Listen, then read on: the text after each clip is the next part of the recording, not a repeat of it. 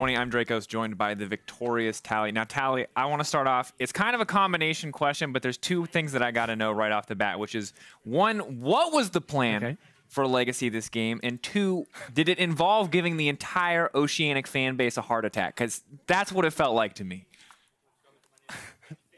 Well, I mean, it was pretty evident in our draft. Like, we had a really good early game that we wanted to attack with, but we did mess up. We threw a lot of our lead. The Vlad got out of control. But I mean, in those kind of games, we kind of feel comfortable. The chaotic play style is what we like the kind of thing we enjoy doing. So it wasn't. I never felt that the game was getting out of control and we were going to lose, because we always had multiple ways to win the game. So I think it was okay. I mean, all things considered, that's actually quite impressive, because I think to the average viewer, to the audience, it really looked kind of out of control. It did look very chaotic. So I'm curious, do you feel like that ability to thrive in the chaos makes it much easier for you on the play-in stage when you're playing against a lot of different teams with a lot of different styles?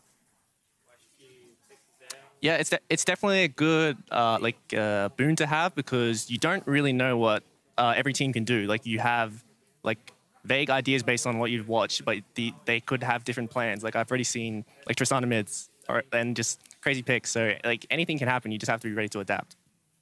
Overall, when we look at the kind of the history of OS and the OPL, it's been up and down. Obviously, there have been good years, there have been worse years, and I'm curious how you see you and your team in the scheme of that. Is this a team that you feel really confident in, that you guys can get your feet over the hurdle, that you guys can make it into the bracket stage in that best of fives, or are you a little nervous about that pressure on you guys right now? I mean, we've definitely seen really talented Oceanic rosters play on the international stage, but I am confident in my teammates. I think that even though we may not be the most talented players that ever represent OS, I think that we mesh really well, and we think about the game in the same manner. So we're able to proceed our ideas to even better levels. So I'm pretty confident against most of these teams that the better team will win on the day, and it's not just going to be a stomp.